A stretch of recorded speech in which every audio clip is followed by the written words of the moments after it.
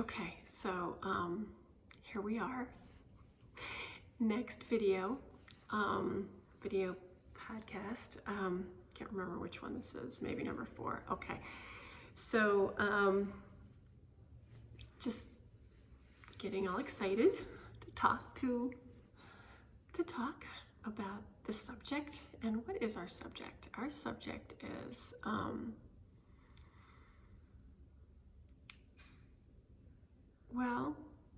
that we're recognizing that no matter how old we are, our children are always looking to us to model what it is to be human. And so in some ways, they're always looking up at us, whether I'm wearing my glasses today because what can I say? My eyes are getting worse, but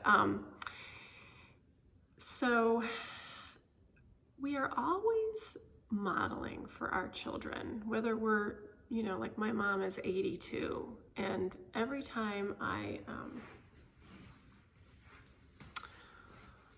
go to see her, and my dad, who's 90, almost 94, every time I go to see them, I'm always looking at them or to them to model what it is to, what's the best way to be in the world. We evaluate people on their character, on their integrity, on their our ability to trust them, our ability to, are they a person of their word? Are they duplicitous? Do they say one thing and do another? Are they, when we're evaluating them in terms of hiring them, let's say, or as for friendship, or for even as neighbors, so we're constantly evaluating one another in terms of who we are, and does the person, three primary things, I think. Does the person think for themselves, or are they just like a copycat? Do they just go along to get along? Do they just mimic what other people are doing, or do they actually think for themselves? Like you hear about those people who hid the Jews during the Holocaust, and at great personal risk. But so those were people who were thinking for themselves, because they were listening to, it was the only way they could live with themselves. Let's say that way. So the thing about America, and we are Americans, we're Americans, we're in 2020, our Constitution was founded, almost 250 years ago, and we are products of that, of our history as Americans. And America asks us 3 things to focus on, and that is, to be a moral person, to do the right thing,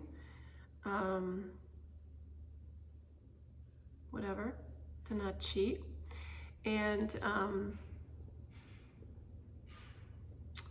asks us to think for ourselves, to be like an independent agent, to not be afraid to think things through for ourselves, and to stand on what we think, instead of not thinking things through and just doing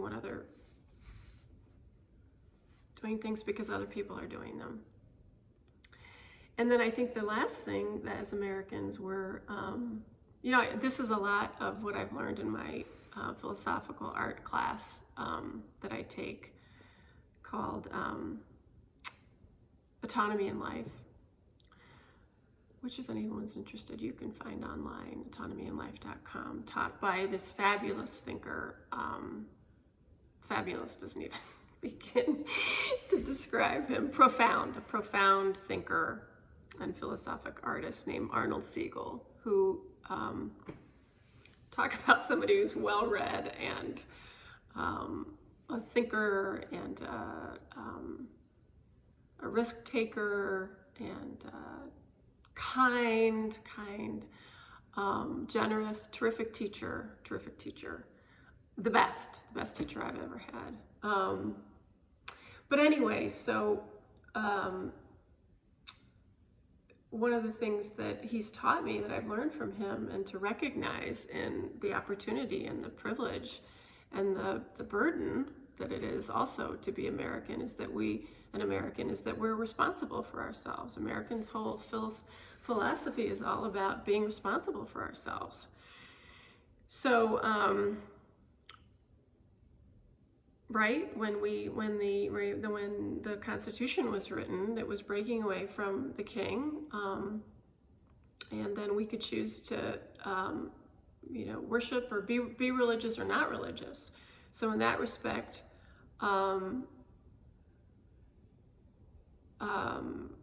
God was left out of the picture, as was the king. And this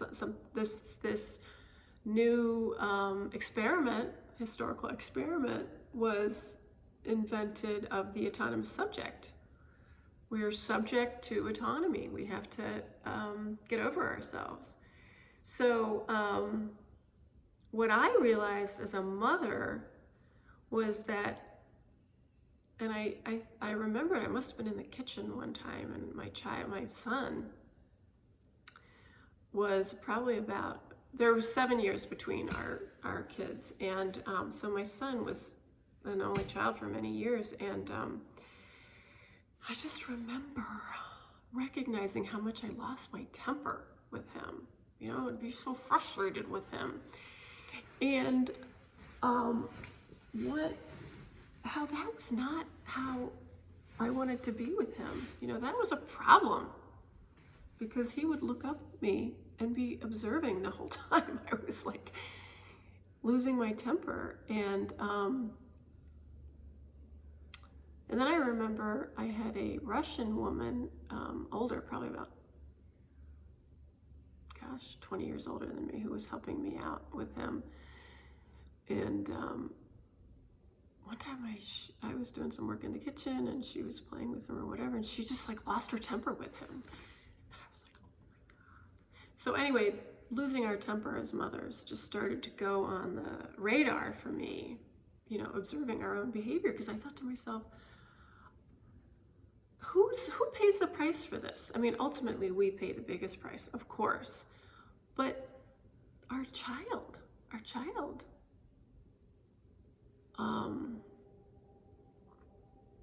he was paying the price for my lack of autonomy, my lack of ability to. Now, granted, let's not be crazy. I mean, I can't remember if I mentioned this thing about the best baseball player that ever, Ted Williams, who's another person that Arnold told me about, that was considered the best baseball player of all time, best hitter, I guess.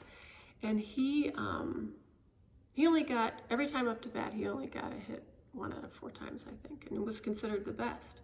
So let's be realistic in terms of what's possible for us, in terms of, let's be realistic, I mean, if you see those animal videos of, how the mothers behave with their cubs, one time I remember there was one about, was it an elephant walking across the street with or was it a father who was the elephant? Anyway, the baby was taking too long to get across the street, and the elephant, or was it a chimp? Anyway, the point is, it was a chimp, took the baby and just whacked it across the road to get it because it was just taking way too long. And so, as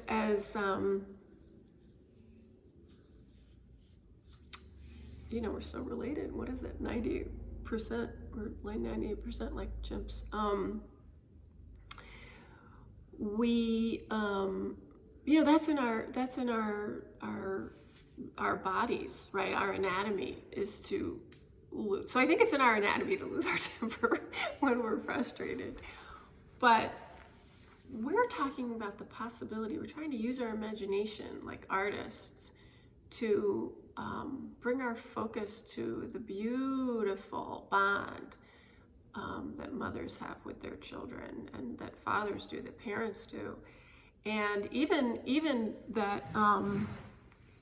that teachers have with their students. And during the whole coronavirus, you've seen these moving things about how much the teachers miss their kids because of how much they get out of it. So which makes me think about so we get so much out of it can get so much out of being a parent, I think, if we see it in a much bigger perspective, a historical perspective, than we ever have. I mean, look all the way back to Mary and Jesus and the Madonna and Child, all those Renaissance paintings, and about the gorgeous sculptures about the Madonna and Child. And then even more recently, Mary Cassatt, the American Impressionist painter, I've always loved her work, and I think it was because she brought the focus to these intimate moments of mothers and their children. And so I did want to make sure that I said one thing, that I did have my aunt actually wrote me a wonderful reply to one of the first videos in terms of her ideas about her philosophical thoughts on motherhood. And she made a really good point, that she said, she was referencing when I talked about responsibility in the first video, and I wanted to clarify what I meant by responsibility. And what I mean is, we're not responsible for our kids' actions in terms of what they do and all that kind of stuff. I guess maybe until they're late teens or something like that. I mean, if you're, well, maybe we're never, but what I meant when I was talking about responsibility was we're responsible for our behavior. We're towards them. So, of course, they're their own beings. And she made a really interesting point about how, we're biological creatures, chemical. We never know,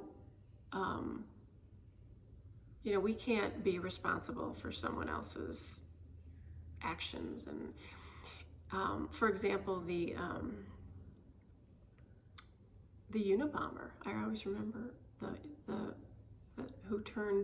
the Unabomber's mother had two sons, and one was the Unabomber and the other was the one who turned him in. So I always thought that was so interesting from a mother's perspective. Like, how do you, not laughing, I shouldn't laugh, but how do you reconcile having one child who's a Unabomber and the other who's turns them in? I just thought that was so interesting, kind of like Cain and Abel, I guess.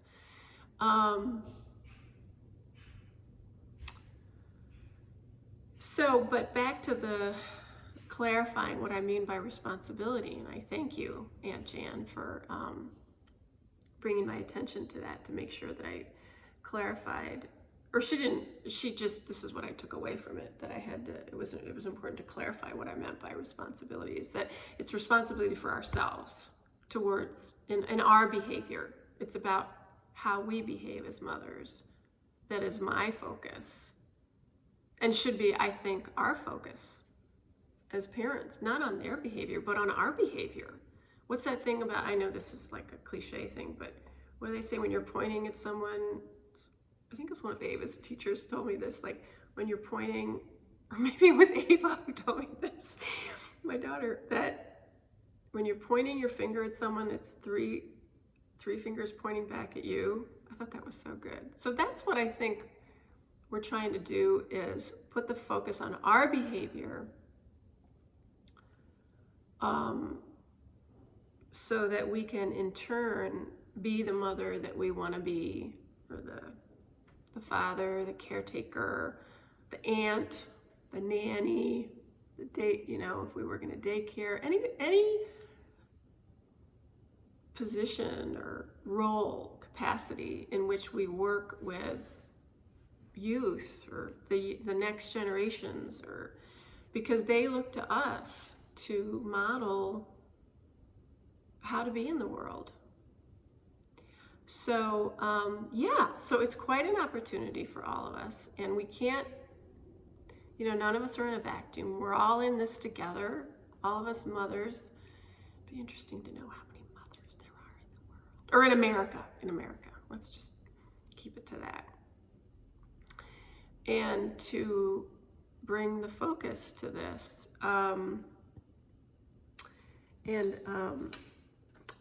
So I did that, and what's the other thing I wanted to say?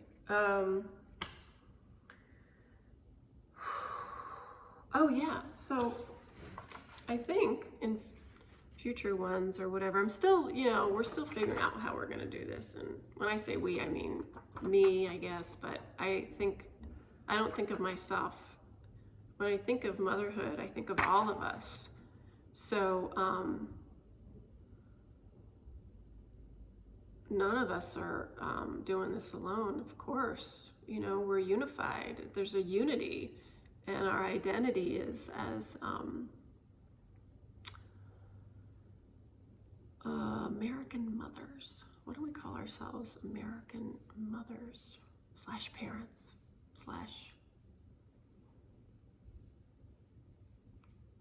caretakers of children, even if our children are 50 years old.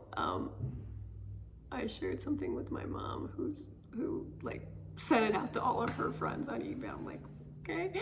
She said, I read something that said that mothers are always looking at their middle-aged children for signs of improvement. So every time I go over to my mom's house, she's looking for signs of improvement.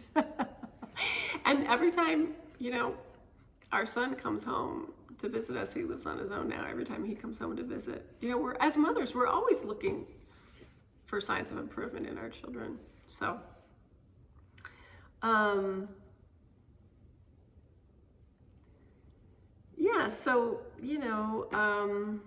what? I'm gonna wind up in a minute here.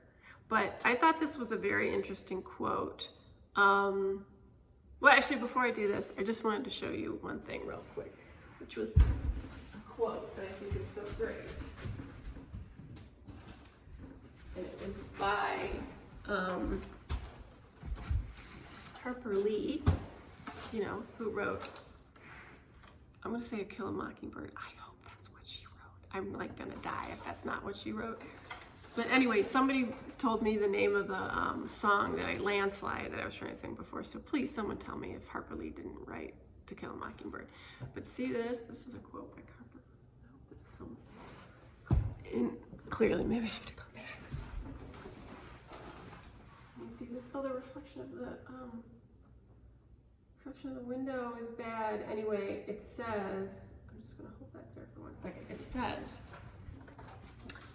she was powerful not because she wasn't scared, but because she went on so strongly despite the fear. So that's us, ladies. That is our team. We are going for it in terms of now's the time. There's no time like the present. We have to take on this project of taking ourselves on and being the mother we want to be, and not cheating our kids out of that. So that's the point I want to make. And actually, maybe this is the quote video, but here's another quote by Washington Irving. Little minds attain and are subdued by misfortunes, but great minds rise above them. So that's kind of like the quarantine, right? So we got to get working, got to get our sleeves rolled up, and on being the mom we want to be. And the last thing, this was a quote by Mary Cassatt, who, again, I always thought she was a French painter, Impressionist painter, but she was American, actually. In fact, she lived in Philadelphia. Ava! Oh my God, did you hear that? I'm so sorry. I'm recording. Okay, what? I'm sorry you hurt yourself. I'm just doing one take on these. So anyway, sorry, that's so embarrassing. Okay, she said she was sorry. I tell you, these kids these days, they use the F word like it's F-bomb or whatever. When I was growing up, that word was very, very serious. And these days, it's in songs everywhere. It's all over the internet. You hear like really interviewers and people use that word all the time, and I think it's starting to lose what it meant, at least when I was growing up, and which was the 70s and 80s. And so I said to my kids, I said, what's a word that is totally shocking to you, that you know, the way the F word was for us when we were growing up? I mean, you just didn't use that word. I can't remember right now. I don't think they could come up with one. But anyway, this quote by Mary Cassatt, you know what? I'm running out of time. This is way too long. So anyway, we'll talk about Mary Cassatt next time, her quote. But it's a good one. All right, bye. I'm going to try to do these once a week, I think. And I don't know, you can check in once a week. And but I love our project. I love that we started and that we're all in this together.